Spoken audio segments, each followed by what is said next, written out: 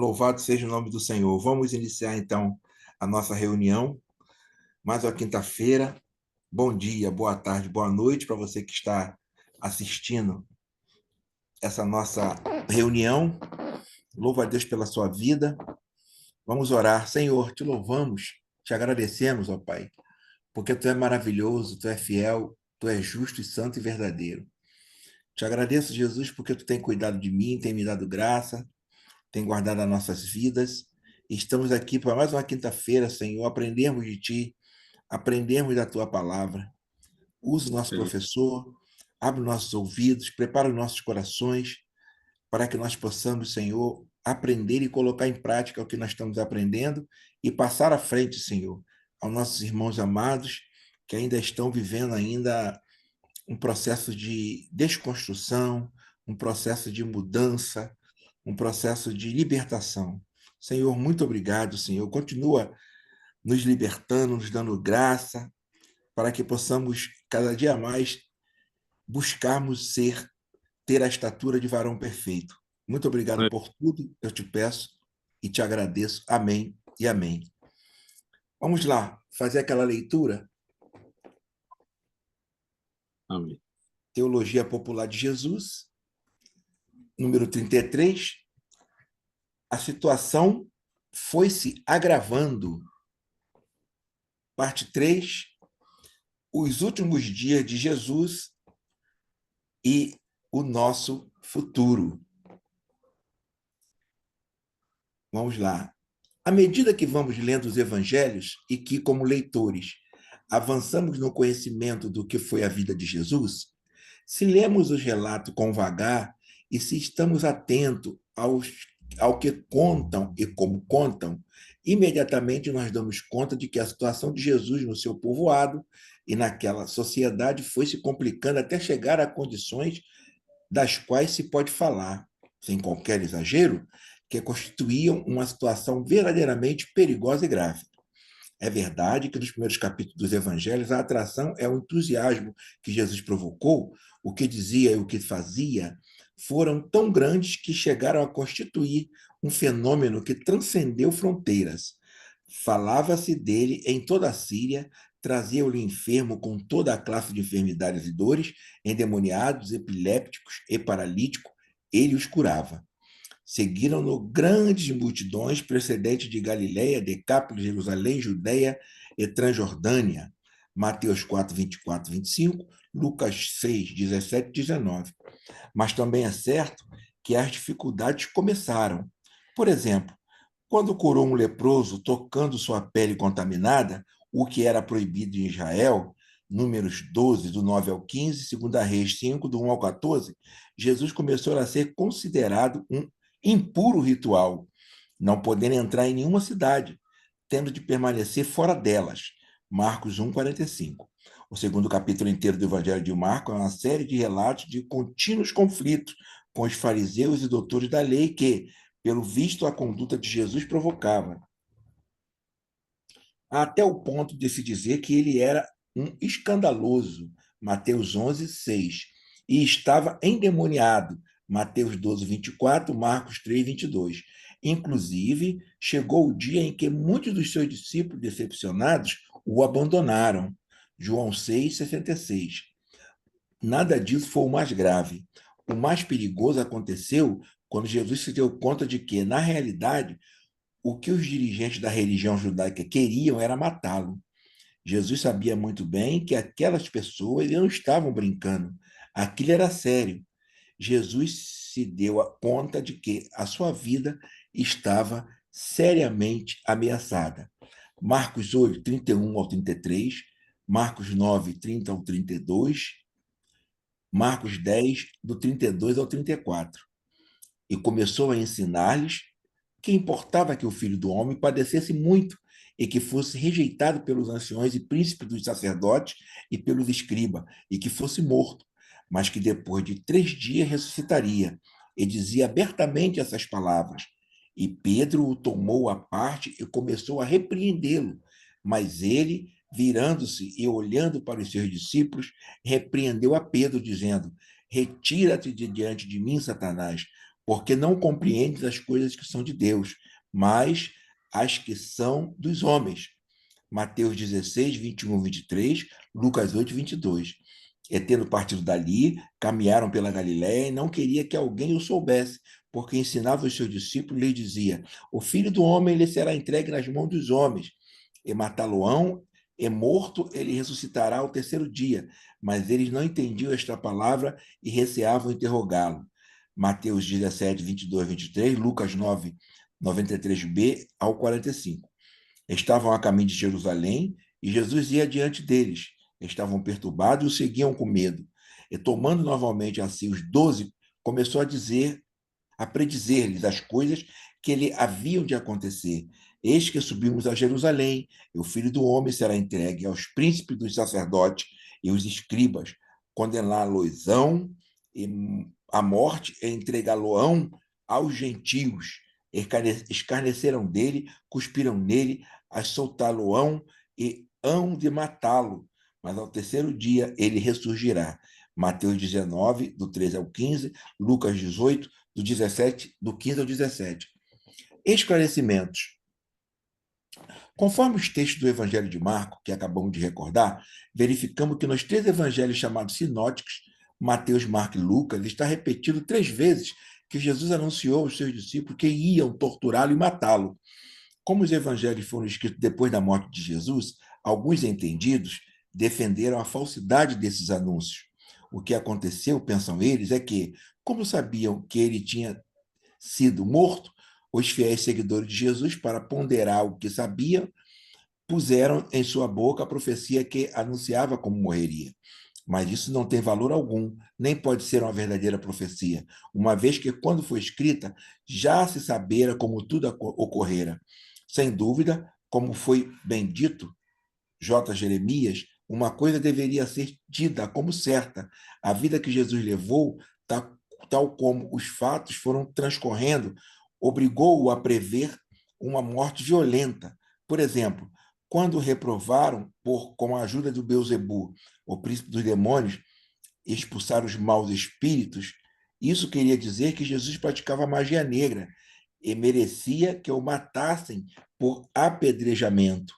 Outro caso parecido ocorreu quando acusaram Jesus de estar blasfemando, Marcos 2,7, ou quando disseram que ele era um falso profeta, Marcos 16,65, 14,65, ou um filho rebelde, Mateus 11,19, relacionando isso com o que se diz em Deuteronômio 21, 20s.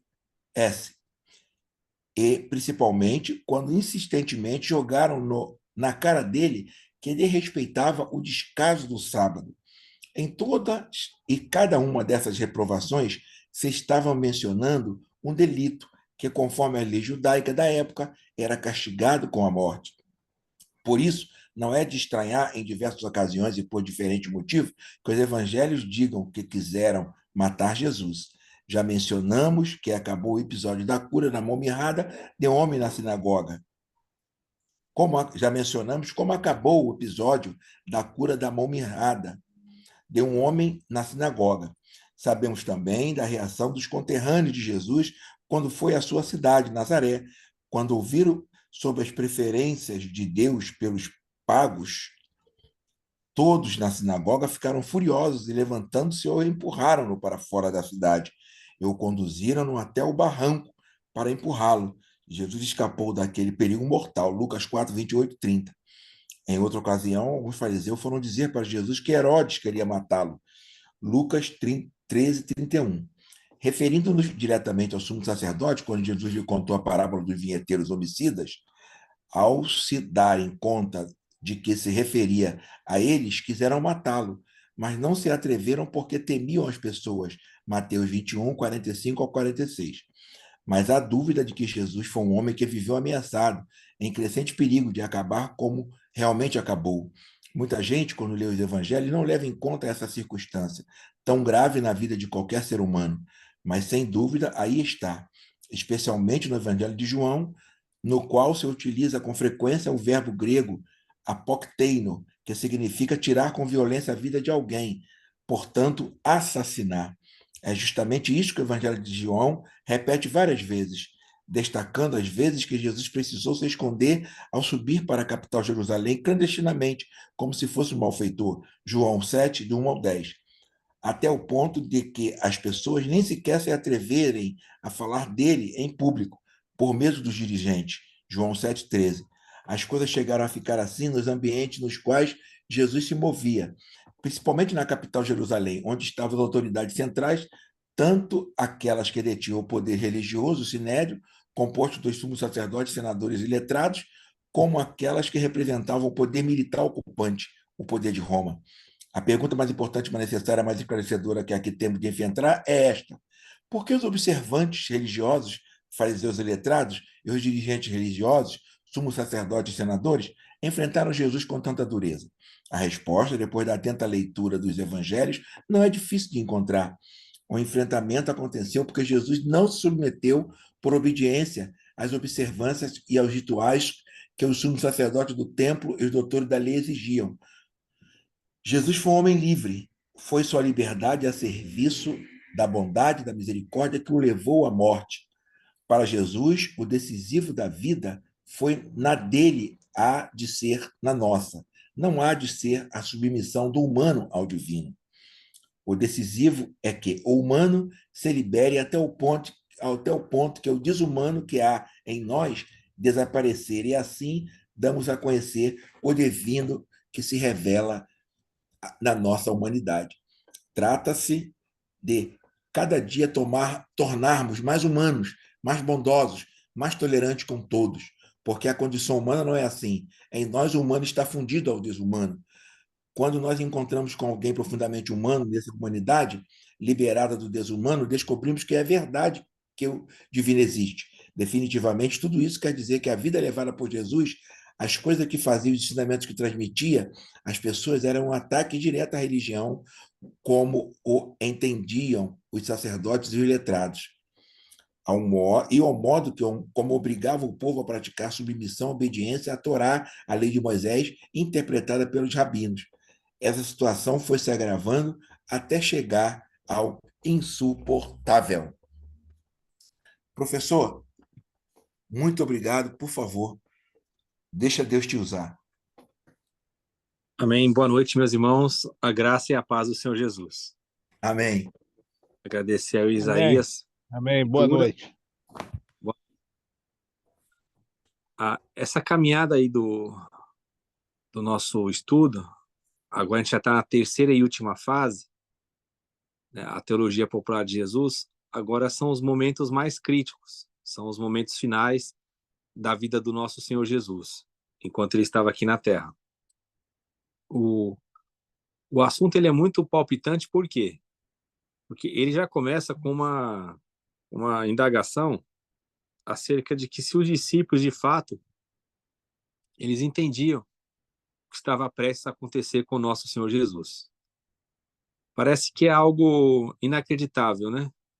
Um homem que viveu a sua vida em favor do próximo, alguém que pregava só coisas boas, que curava, que tirava as pessoas da escravidão, que libertava as pessoas de qualquer tipo de jugo, que trazia uma mensagem de fé, de esperança, de amor, que mostrava a face bondosa de Deus. Esse homem ele tem que morrer, né? Se você olhar pela lógica humana, não, é impossível você dizer que um homem desse tem que morrer. Esse homem teria que ser mais ouvido, as pessoas teriam que estar junto dele, ele teria que alcançar o maior número de pessoas, deveria se fazer tudo para que esse homem fosse uma voz que alcançasse mais pessoas. Mas por que que Jesus ele vai ter que viver essa vida perigosa, né? Por que que Jesus ele vai ter que se fugir, se esconder até ele se entregar para ser morto? É porque a mensagem de liberdade, a mensagem de vida, essa mensagem que transforma as pessoas, ela é uma mensagem que ela se opõe frontalmente à mensagem religiosa. A mensagem religiosa é uma mensagem de escravidão, ela é uma mensagem de prisão, ela é uma mensagem onde ela coloca o ser humano numa grade, numa jaula, onde ela aprisiona o ser humano. toda a religião ela é formatada a partir de uma visão do medo. Ela tem uma visão de condenação, ela tem uma visão de erro, de pecado, ela tem uma visão onde, se a pessoa viver de alguma forma que ela não estabeleceu, essa pessoa ela vai ser condenada.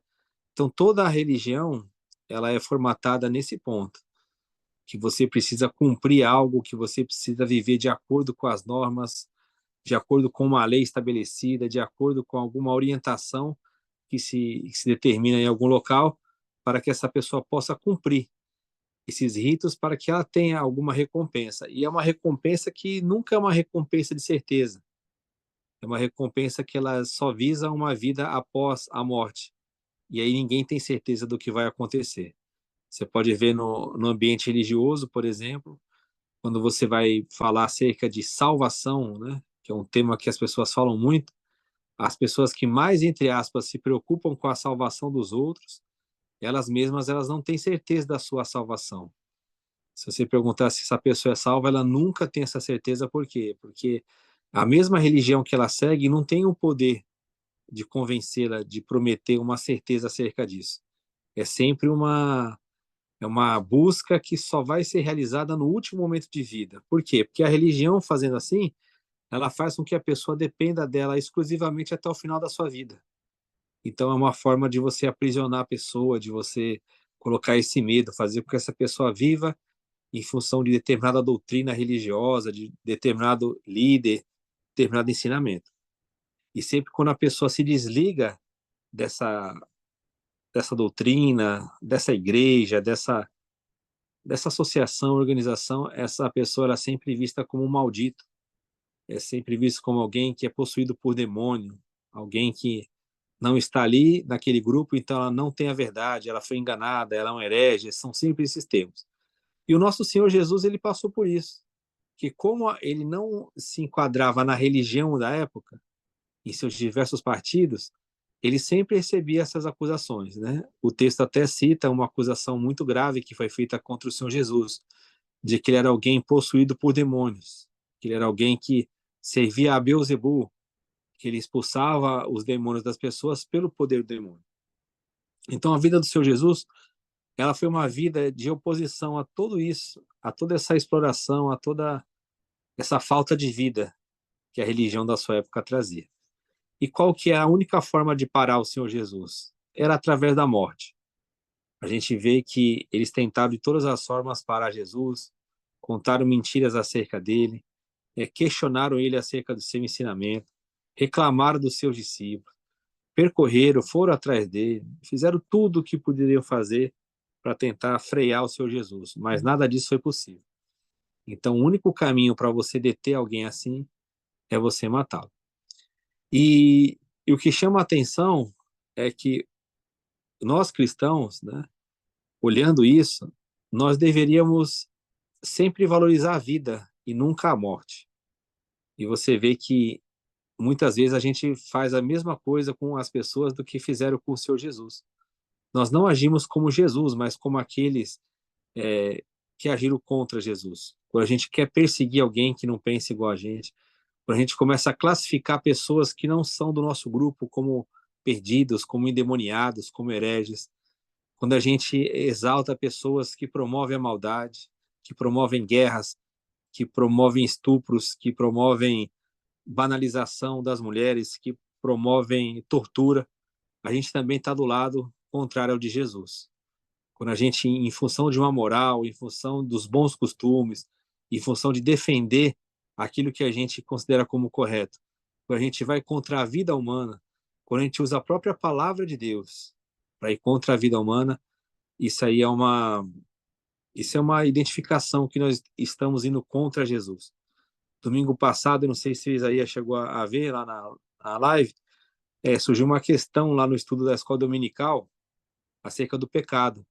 E a pessoa lá, ela se levantou e foi contra o rapaz que estava ensinando, porque ela estava pensando que o rapaz estava defendendo o pecado.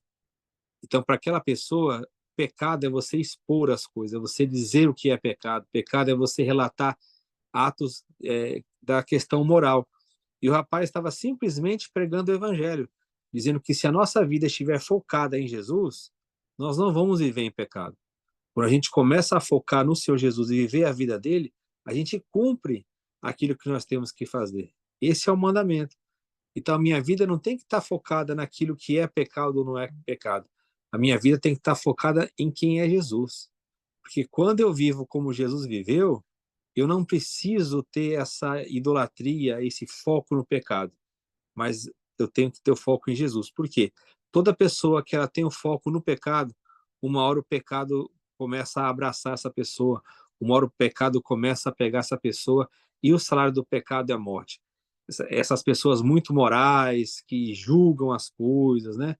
Que não aceitam o evangelho, mas elas aceitam uma moral cristã, um padrão de vida elevado, onde o grupo dela é o correto. Você vê dia após dia esses escândalos surgirem. Essa semana mesmo você vê aí 3 dias seguidos de notícias, de escândalos envolvendo pessoas evangélicas conhecidas, líderes religiosos, professores, pastores que ensinavam. Por quê? Porque essa formulação ela se repete. São pessoas que pregam a moralidade, são pessoas que pregam uma, uma, uma exaltação do pecado, são pessoas que se dedicam a isso, a procurar isso na vida das outras pessoas, quando na verdade isso está impregnado na vida deles. E assim eram os religiosos da época de Jesus. Eles não se preocuparam com o que o Senhor Jesus estava falando, se estava de acordo com a vontade de Deus ou não. O que Jesus pregava não ia de acordo, não estava de acordo, era algo contrário à tradição deles. E em função disso, eles vão procurar matar Jesus. Os irmãos conhecem a história, né? A gente vai aprofundar, se Deus quiser, nas próximas aulas, como que essa religião, como que aquela coisa emaranhada, né? Religião, política, aquele grupo dos proprietários de terra, os ricos daquela época, como que eles armaram, como que eles tramaram para ir contra Jesus. Então a tradição cristã ela resgata esses ditos, ela coloca esses ditos, né, no Evangelho, como bem explicou aí o Castilho, e Jesus ele já alertava os seus discípulos, né, que ele precisava ir para Jerusalém, que era o local ali considerado o local mais santo, e é no local mais santo que o santo vai ser morto, né? Ele vai para Jerusalém, ele vai ser torturado, ele vai apanhar, ele vai sofrer muito na mão dos principais. Então, Deus se manifestou em carne. E aquele povo que falava de Deus, aquele povo que exaltava a Deus com seus lábios, não reconheceu quando Deus esteve entre nós. E esse é um alerta para nós também. Muitas vezes a gente fala de Deus, canta sobre Deus, lê sobre Deus, mas quando Deus se manifesta do nosso lado, muitas vezes a gente também não reconhece. Fica esse alerta para nós e que a gente possa crescer através das meditações que nós temos tido aqui. Passar para o irmão Isaías. Professor Hildo, tá afinando o negócio. E eu queria, interessante hoje, estamos só em 5 aqui, mas bênção do Senhor, né? Sim. Bênção do Senhor, pessoas que não costumam não estar conosco, não, de, não, de, não, não estão aqui ainda conosco. Mas vamos adorar o Senhor da mesma forma. E, professor, é muito interessante, professor. Eu queria fazer um comentário a respeito do que nós lemos dessa maneira da maneira como os discípulos também não entenderam, né? Uhum. Que era necessário Jesus padecer, tomar sobre ele todo o nosso pecado, para que, como segundo Adão, nós tivéssemos uma vida de salvação plena, né? E não dependendo de nós, mas totalmente dele. E, essa questão, professor, eu gostaria que o professor falasse a respeito dessa questão da importância do humano com relação ao divino, né? Jesus ele sempre se preocupava com o humano, não necessariamente com o divino, não é? E quando ele já era divino, quando ele se preocupava com a questão espiritual, ele preocupava-se de verdade, né? Preocupava-se de verdade, não era uma máscara como hoje nós observamos. Como o professor falou aí, nós temos observado nesses últimos dias escândalos acima de escândalo. Parece que Deus está permitindo que a tampa, igual o pessoal gosta de brincar, né? A tampa da chaleira seja tirada, né? Mas não da maneira como as pessoas falam, mas da maneira de vergonha mesmo. Um pastor presidente de uma grande igreja de Campinas pregou na Santa Ceia domingo, professor. Eu vou ver se eu consigo achar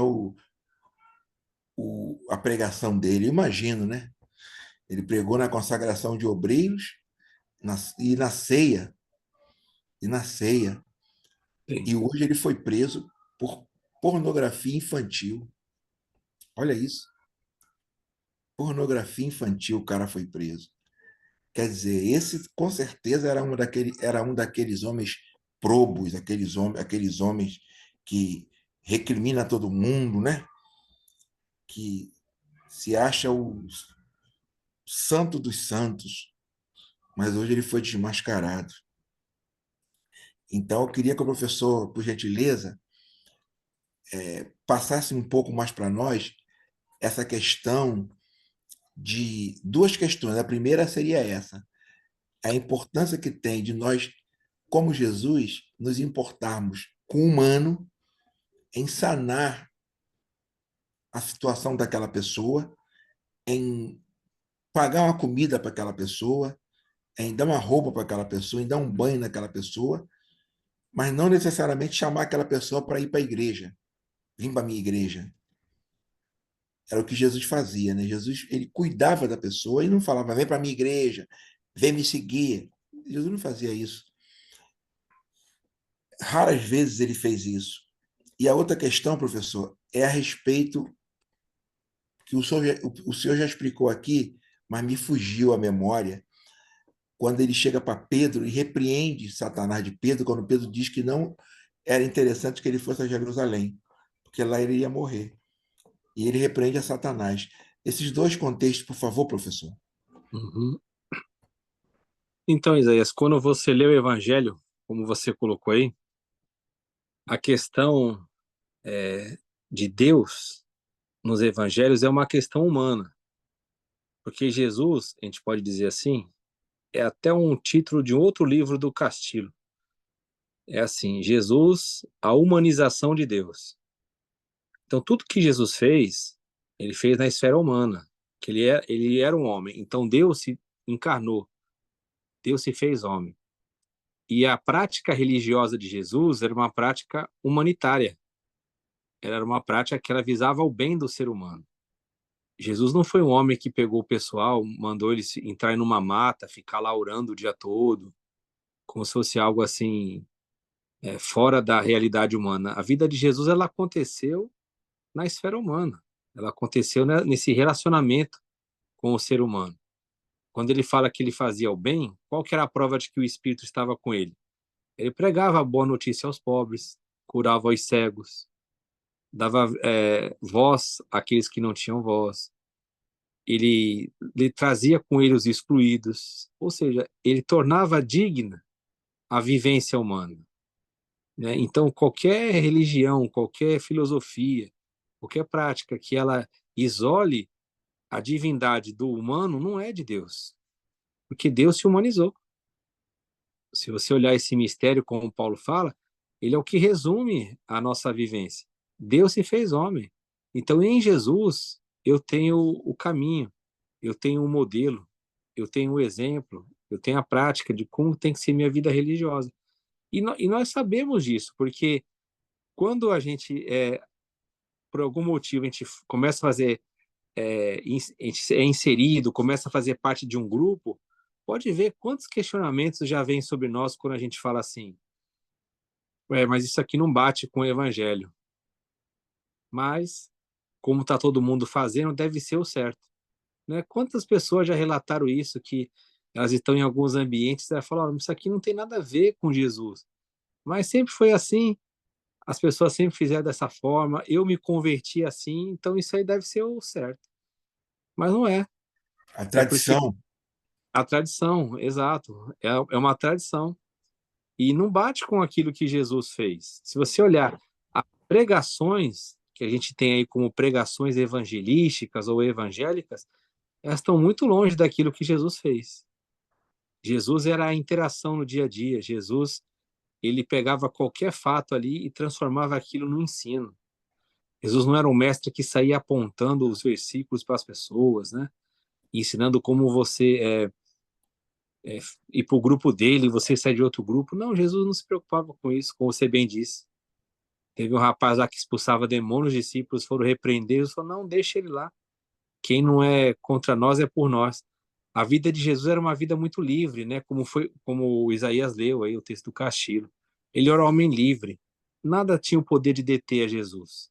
Só que quando você fala isso num ambiente religioso, as pessoas têm medo, porque liberdade para elas é liberdade para pecar e não liberdade para viver, porque a religião colocou isso na cabeça dela. Olha, se você for livre, você vai pecar. Olha, esse negócio aí de liberdade, esse negócio aí é desculpa para o pecado. Então, são pessoas que elas têm a mente delas aprisionadas. Então, é muito difícil ter essa consciência livre do evangelho, né?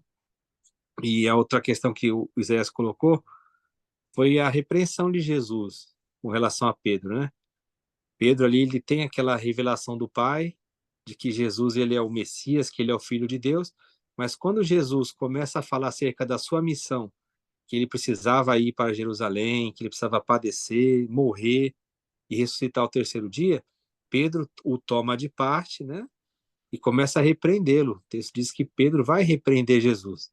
E aí Jesus fala assim: para trás de mim, Satanás. A palavra ali é um S minúsculo, é um adversário.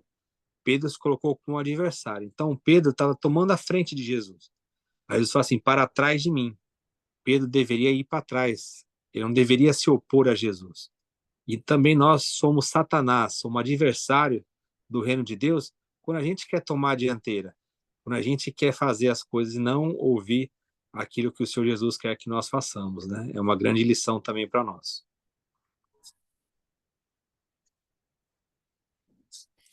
Boa, boa, muito obrigado, Jesus. Então, ali necessariamente não é o próprio Satanás, não é? Ali é como se fosse um opositor, né? Isso, Alguém, entendi, interessante. Que muitos nós aprendemos, eu inclusive, que ali era o próprio Satanás que queria, isso. né? Por favor, Márcio. Boa noite, professor, tudo bem? Boa noite, Márcio, tudo bem? Porque agora que nós tivemos essa oportunidade de conhecer esses livros, esses escritos desse padre, nós estamos tendo mais um choque com a parte humana do que o divino. Na parte evangélica, a gente nunca ouviu essas coisas. E para mim mudou muito, né, ter um encontro com esses textos, né? É a própria palavra, mas esse ensino sobre o ensino popular de Jesus me trouxe um olhar que a gente não atentava. E a conversão tem mais ou menos 20 e poucos anos. Nesses últimos anos, né, com a amizade do irmão e dos outros irmãos aqui presentes, Fala mais alto, Márcio. essa parte humana ficou muito mais destacada do que o divino. Porque a gente não encontrava isso não encontra isso nos locais de culto, nos ensinos. Sim. É aquilo, Márcio, é porque, a exemplo dos religiosos da época de Jesus, você, quando fala da parte divina apenas, você concorda que fica algo subjetivo? Porque, assim, eu vou lá no local, eu presto uma reunião lá, eu adoro, né, como eles falam, você fica lá 2 horas, tal, tem ali um contato com as pessoas, e isso é muito objetivo, isso é muito genérico, subjetivo, é muito, assim, não tem uma coisa prática. Como é que eu sei que Deus aprovou o que eu estou fazendo? Ninguém sabe. No Antigo Testamento tinha os profetas lá que falavam, né? Afasta de mim o estrépito dos teus cânticos. Amós 5:23. Agora, quando eu só enfatizo a parte divina, olha que interessante. Parece que a pessoa vai ser espiritual, mas não. Ela perde o sentido da vida, porque o divino ele se encontra no humano. em Jesus. Então, quando eu parto para a parte divina, eu sou chamado a uma responsabilidade. Eu sou chamado a cuidar do meu próximo. Eu sou chamado a ter responsabilidades no local onde eu moro, né, de eu não ferir a ecologia, o planeta. Eu tenho que fazer bem para as pessoas.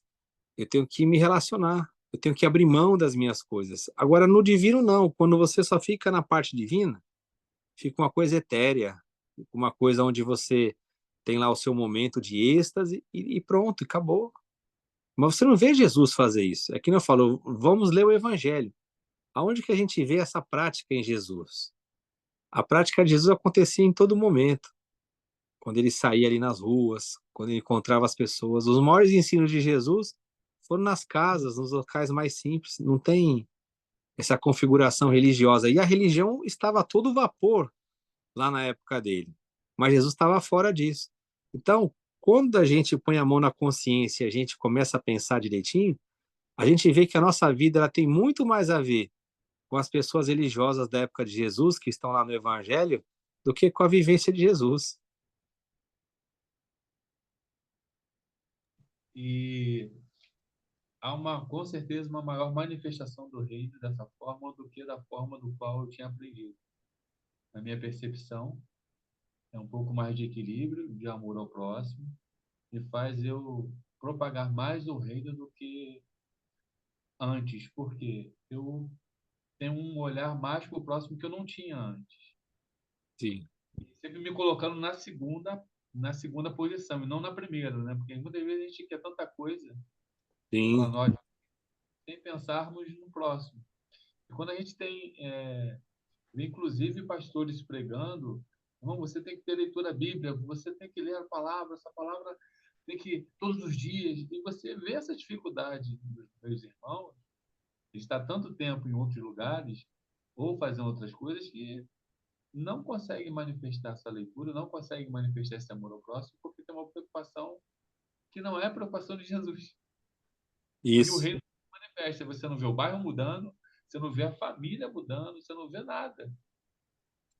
A Então, vida espiritual fica confinada a um local, Márcio. sim. A vida espiritual fica confinada a uma reunião. E Aí, não, aí a gente volta a Mateus 25, Márcio. A gente volta a Mateus 25. Nenhum daqueles que foram elogiados por Jesus pelas suas atitudes liam Bíblia, não iam a culto, não é, né, professor? Sim. O centurião romano também, que o culto dele era agradável ao Senhor, né? Deus se agradava do culto, e Do filho. recebia a oração. E A recebia a mulher oração dele, né? Deus recebia a adoração dele. Entendeu, Cornélio. Márcio? Cornélio, o Cornélio, exatamente, Cornélio, em Atos. É interessante. Vamos lá, Noel. Fala uma coisa aí, Noel, para nós, edificar. Irmã Jacira está quietinha. É, tô muito ruim, gente. Muito ruim mesmo. Tô uma semana com resfriado aí. Ô, glória. Não, é interessante aí, né? Tô aprendendo aqui devagarzinho aqui. Mas eu ainda fico preocupado, porque, né, aquelas pessoas, aquelas idosas lá na igreja, né? Pessoal com aquela fé, com aquela fervoroso lá, lendo a Bíblia. E a palavra de Deus nos alimenta, né? Então, assim, entendo perfeitamente como assim a vida de Jesus, estou entendendo. Mas é, é, essa reunião na igreja ainda me mexe um pouquinho comigo, porque quando eu estou lá, assim, parece que eu estou em comunhão com meus irmãos, estou me alegrando e estou levando a minha cabeça, a minha mente aos céus, assim, parece que eu me sinto algo espiritual, me sinto algo diferente quando eu estou dentro da igreja. Então, esse tipo de reunião, assim, né, no meu ver, eu acho que ele ainda surte efeito, como também não é necessário, né? Posso me reunir na casa de um irmão também, mas assim, é, é, é a gente ser humano, né? Então a gente está ali para aprender. O pastor, essa semana retrasada, ele pregou a Bíblia e falou qual é a religião que está certa. Ele fez essa pergunta na igreja. Fez a pergunta, mas não era para ninguém responder. Aí ele mesmo falou: ninguém sabe quem está certo, não tem ninguém errado. Tem o católico, tem isso, tem aquilo. Aí ele foi falando, foi falando. Aí eu lembrei até daqui dos estudos bíblicos. Bateu, as coisas bateu, mas sendo que quando a gente está reunido, né, aquele povo que tem fé em Deus, que sabe que Deus existe, Jesus um dia morreu por nós. Então a gente sente aquele desejo de estar junto com os irmãos para cultuar a Deus. Isso é uma colocação que eu estou fazendo aí só. Valeu, Noel. Valeu. A questão que Noel está comentando, professor, eu acho que falta a prática. É a prática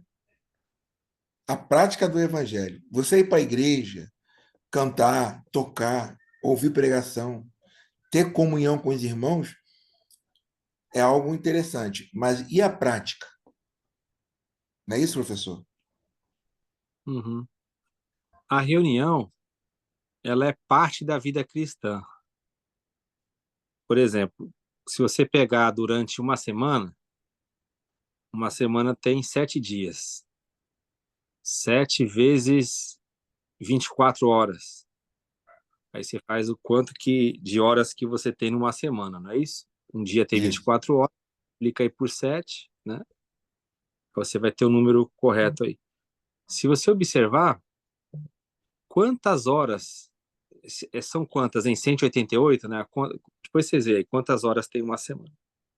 Quantas horas dessa semana a gente passa junto com os irmãos nessa formatação que nós temos hoje? São poucas. Às vezes não dá nem 4 horas por semana. Então, assim, o momento da reunião ele é muito importante. A gente se reunir é muito necessário. A Bíblia fala sobre a reunião, como que a reunião deve ser feita, né? O apóstolo Paulo fala, principalmente lá na carta aos Coríntios. 168 horas. 168 horas. Você vê aí, 168 horas. Quantas horas você passa reunido num local com os irmãos? Vamos botar 8. que... 8 horas. Botar 8, 8... 10 horas. 10 horas. Isso, 10 horas, 10 horas. Que não é isso, semanalmente, mas vamos colocar 10 horas. Você vai ter 158 horas durante uma semana sem estar reunido. Olha que interessante. E é o que você disse. E aí, como é que vai ficar? Eu não posso achar que a vida cristã é a vida da reunião da igreja. Embora a reunião da igreja ela seja muito importante. Na reunião da igreja, a gente tem a vida. Aqui é uma reunião. Então, aqui a gente está se reunindo. Tem a reunião que é presencial, que é física. Não importa se é numa casa, se é num local chamado templo, se é numa fábrica, não importa. O importante é a reunião. Agora, a reunião em si, ela não define a vida cristã, ela é parte da vida cristã. A vida cristã, ela acontece no dia a dia, né? Os discípulos, quando a gente vê lá o relato de Atos, alguns se reuniam todos os dias, estavam todo dia juntos. Outros se reuniam uma vez por semana, no dia do Senhor. Então, eu não posso depender somente da reunião da igreja. Na reunião da igreja, eu vou lá para derramar Cristo, eu vou lá para passar aquilo que eu recebi do Senhor, como Paulo fala. A questão é, muita gente nessa formatação, o que ela faz? Ela não vive a vida cristã, a maioria não vive, não todos. A maioria não vive uma vida cristã ao longo da semana, mas naquele momento ela vai para lá para receber. Então vai falar, eu vou lá para prestar um culto, para receber, e isso não é a vida cristã, né? Então a vida cristã o que que é? Em todo momento eu derramar Cristo, eu passar Cristo para os irmãos, eu me relacionar, né? E em qualquer conversa, não precisa só abrir a Bíblia e ler. Em qualquer conversa a pessoa vê a diferença daquele que serve a Deus e daquele que não serve. Então nós não podemos nem desprezar as reuniões, porque as reuniões são importantes, e nem achar que a vida cristã é a reunião. A reunião, como o Isaías falou aí, de 168 horas numa semana, você no máximo, quando é muito, você tem 10 horas de comunhão com os irmãos. E o restante, né? Como que fica? E Então, é a uma, vida... professor? E é uma comunhão entre aspas, né? Exato. Você não dialoga com ninguém. Você entra dentro do galpão, dentro do templo lá, Isso. entra ali dentro, senta, um cara fala, um grupo canta, você Isso. toca. Até então, tu não falou nada com ninguém. Acaba a reunião, você guarda teu instrumento, guarda tua Bíblia. O máximo que você vai falar com alguém ali é 15 minutos, 20 minutos. Ô, tudo bem? Papapá, papapá. Tchau, tchau, vai embora para casa. Entendeu, Noel? Isso não é comunhão. Comunhão é relacionamento. É eu perguntar como é que vai teu filho, Noel. Eu perguntar como é que está a tua fisioterapia. Entendeu, Noel? Isso é comunhão, é relacionamento. Eu tenho tido o costume agora, aqui em casa, de na parte da manhã, existe um site no YouTube que é Canto nas Igrejas. Cantos nas Igrejas. É com Paulo César Baruch. Então ele senta, aí um grupo de pessoas senta e começam a cantar louvores. Cara, só louvores inspirados. Wilton, é um Uhum. momento que eu tenho passado, que eu tenho visto Deus na minha vida. Eu me frago chorando, me frago adorando. Entendeu, Márcio? Eu me frago chorando. Quantas vezes eu já vi dentro do ônibus pessoas chorando, ouvindo um fone de ouvido, ouvindo um louvor, entendeu? Então, não necessariamente dentro do templo é um local onde você vai sentir a presença de Deus. O sentir a presença de Deus, Noel, é nos locais mais incríveis e diferentes do mundo, né, professor? Os Sim. locais mais diferentes do mundo. Então, tem mais alguma consideração, Márcio?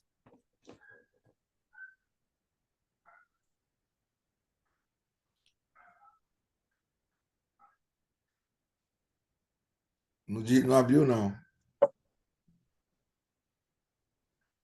Não, abriu, abriu.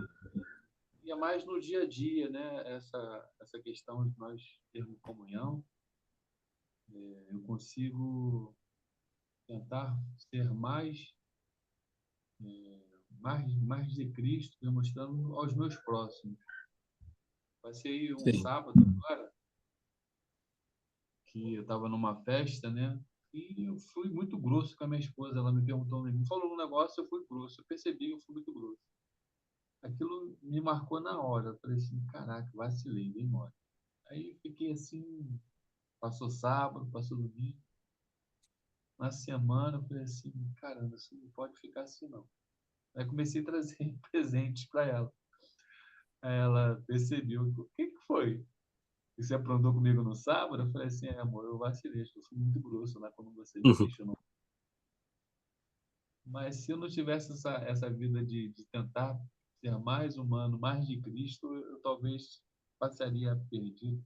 Então, eu acredito que essa vida de comunhão com Cristo, mais para os próximos, né? O templo é uma bênção, mas eu acho que eu encontrei alguém que é maior que o templo. Tem um texto aí Exato. que fala muito isso e eu me identifico muito com esse texto. Mas por que você está sumido com dificuldade? Aí outro dia eu falei assim, no amor para alguém, um amigo próximo, eu falei assim, cara, eu encontrei alguém maior que o templo. Ele ficou me olhando, aí eu encontrei alguém maior que o templo. Está lá na palavra, você já viu isso? Aí ele, não lembro não. Mas foi meio com carinho que eu falei com ele. Estava... Então, tem coisas que mudam a gente. E esses textos das aulas, inclusive, cada pancada que eu falo até com o Isaías aí. O que houve ontem? É mesmo. Mas glória a Deus, que benção. Porque eles associam você tem que estar debaixo da autoridade de um homem, professor. Isso é Sim, terrível. Se sim. você, hein, Márcio, você estando você estando no templo, automaticamente você terá que estar debaixo da autoridade de alguém. E para essas pessoas, é impossível que você seja salvo, não estando debaixo da autoridade de um homem, de alguém. Isso é um ensinamento que tem, professor, que está agarrado na mente desse povo. É impossível você ser salvo sem congregar num templo. Entendeu? Isso é uma lavagem cerebral que foi feita no povo que é assustador. É assustador. Mas oremos, Exato. né? Oremos ao Senhor e permaneçamos aqui nessa caminhada, buscando ao Senhor, sempre eu, Noel, irmã Jacira, e os irmãos que irão ver esse vídeo, que depois eu sou cobrado direto, Hilton. Sim, Cadê a aula? Que o povo não consegue chegar a entrar, aí me cobram exato. direto. Cadê a aula? Cadê a aula? Cadê a aula? Aí eu tenho que baixar da nuvem para passar para o povo. É benção. É E bem. vai se espalhando por aí. Então, repetindo, o templo, como um local de reunião da igreja, também é importante. Também é importante o templo. Mas nós vivemos e convivemos 150 horas É, fora do local de reunião. Fora do local de reunião. Nós vivemos fora do local de reunião da igreja 150 horas durante a semana. O que nós temos feito nessas 150 horas? O que nós temos feito? Como o Márcio falou, né? Com relacionamento com as nossas esposas, relacionamento com nossos vizinhos, relacionamento com aquela pessoa que bate na nossa porta, relacionamento com aquele rapaz do Uber, né? O que nós temos feito, é né? verdade. Então, que nós possamos ficar com esse ensinamento de hoje. Faltam 6 minutos para as 10. Vamos terminar, né, professor? Já deu aqui Amém. o. Não sei se a irmã Jaceira quer falar algo, Noel quer falar mais alguma coisa. Eu, Não, Pimenta, só por queria favor, Pimenta. agradecer aí. Só queria agradecer hoje, né? Gostei, a aula hoje foi, pô, bem interessante. Eu pude assim discernir, absorver mais aí o entendimento essa colocação aí entre igreja, que somos nós, e templo, separar isso. E percebi exatamente o detalhe aí quando o pastor Isaías acabou de cumprimentar aí. Aí eu já também dei uma despertada. Gostei. Hoje, para mim, foi um aprendizado muito bom. Amém, Noel. É o Espírito Santo, Noel. É o Espírito Santo, Noel. Pastor Isaías, Pastor Isaías, está Por me favor, ouvindo? fique à vontade. O que eu queria falar, não, fazer um ligeiro comentário.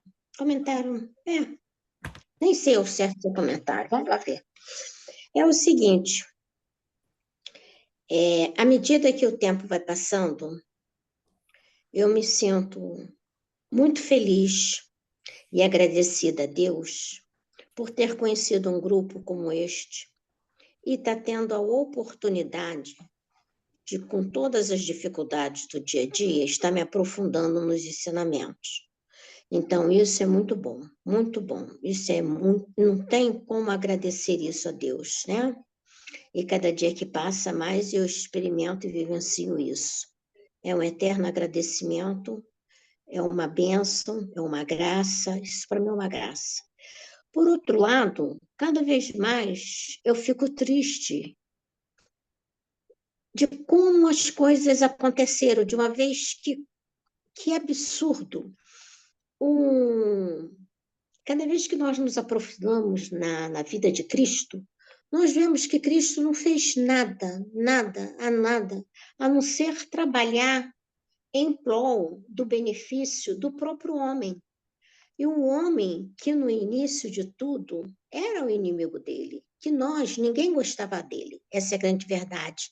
Todo mundo estava mergulhado em pecado, atolado no seu pecado, então todo mundo era escravo do seu pecado.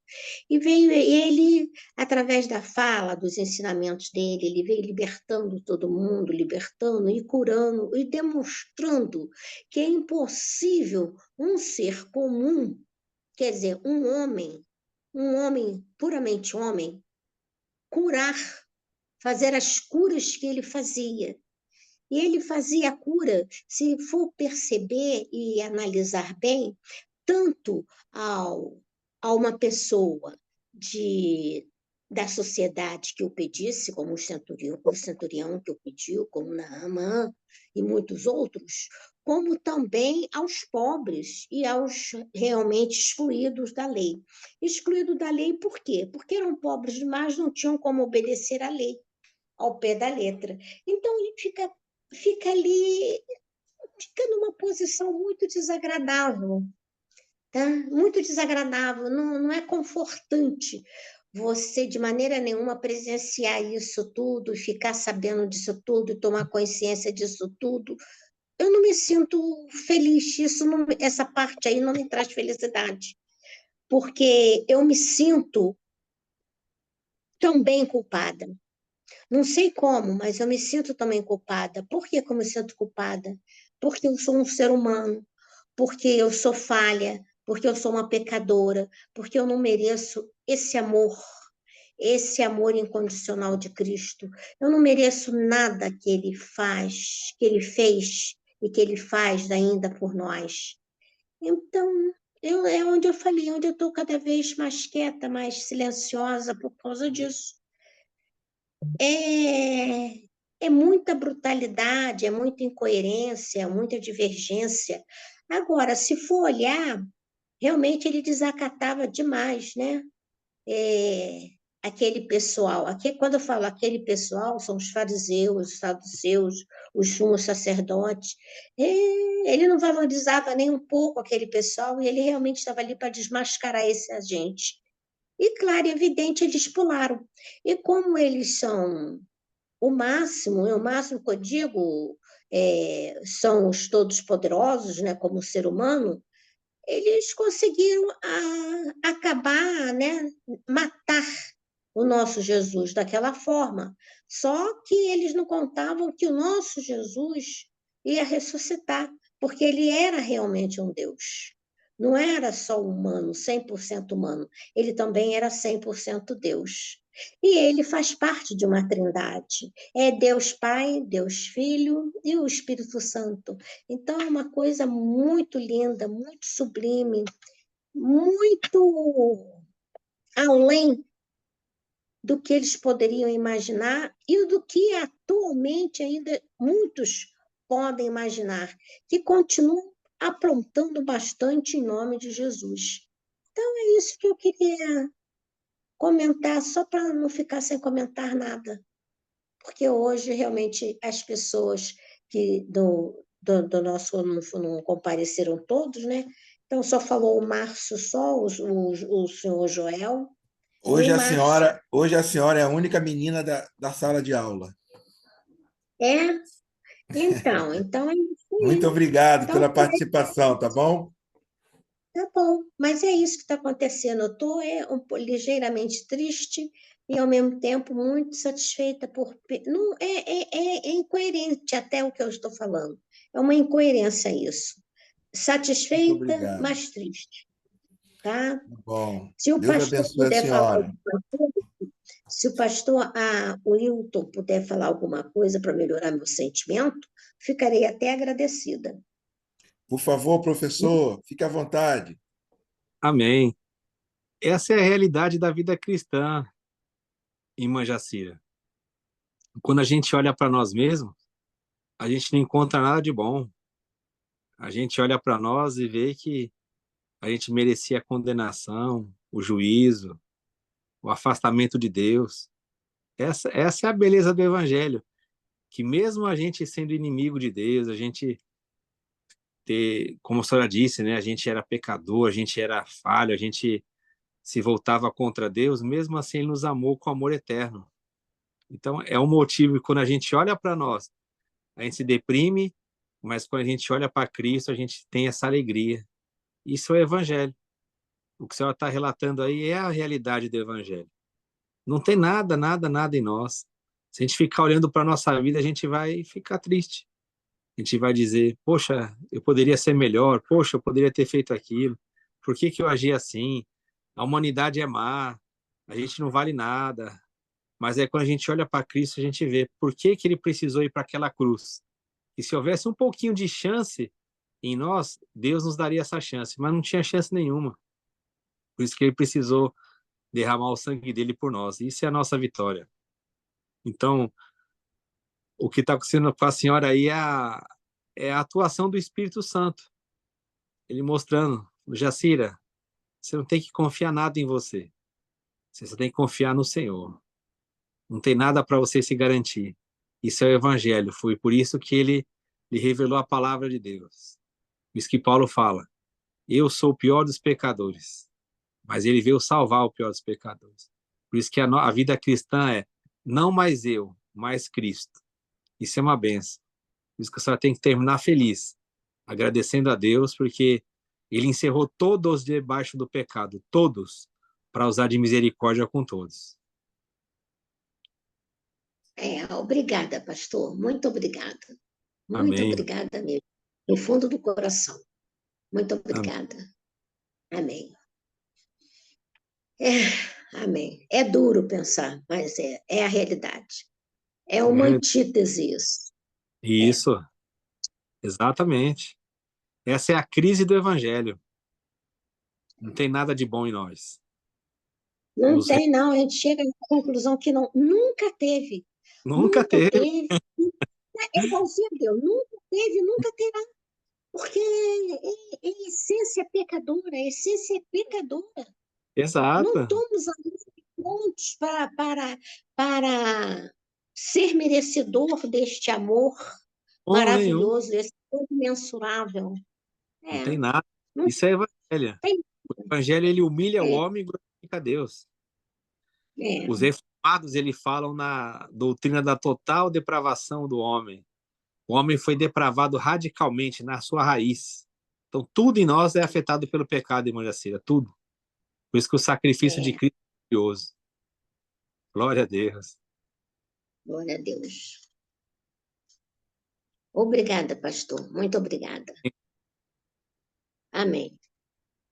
Que Deus seja realmente misericordioso e tenha piedade de nós. E muita misericórdia.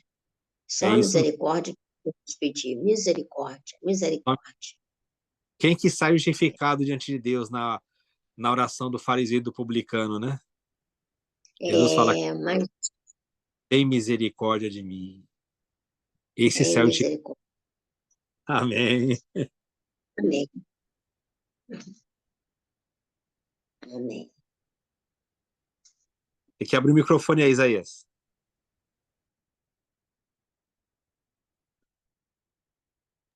Irmã Jacira, ora agradecendo a Deus, irmã Jacira, pela nossa aula abençoada hoje. Tá.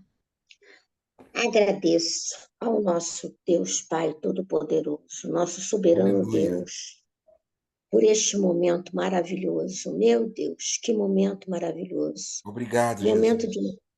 Aleluia. Que foi a vida de Jesus, do que ele passou por nós para nos salvar, e do como nós indignos disso tudo. Oh, meu Pai, só temos realmente que lhe agradecer, agradecer, louvar, e dizer que o Senhor é muito digno, o Senhor é digno de louvor, o Senhor é digno de toda honra, o Senhor é digno de toda glória, o Senhor é digno de tudo, de tudo, de tudo, de tudo. E nós somos indignos de tudo, de tudo, de tudo. Perdoe, Pai, perdoe. Tende misericórdia de nós, misericórdia, misericórdia. Dê bastante sabedoria cada vez mais para o nosso querido e amado pastor Wilton, para o pastor Senhor. Cobre o seu servo com teu sangue.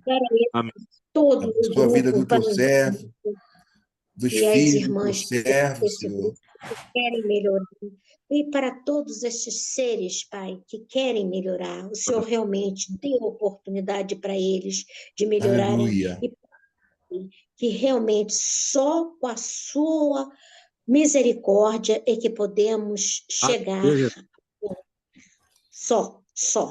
E por isso nós podemos agradecer. Muito obrigado, obrigada, Senhor. muito obrigada. Amém, amém, amém. Amém. Gente, muito obrigado pela participação de todos. Que Jesus abençoe a vida de vocês. Amém. Continuo orando pela minha casa, pela minha família, tá bom? Márcio, queria Amém. falar algo, Márcio? Eu quero que você disponibilize a sua agenda, porque eu preciso ir lá no irmão Wilton. Amém. Vamos sim. A próxima vez que eu for na casa do meu Wilton, eu vou levar a Lenilda comigo também, Márcio. Glória a Prepara a Deus. tua esposa aí também. Vamos invadir a área dele lá. Deus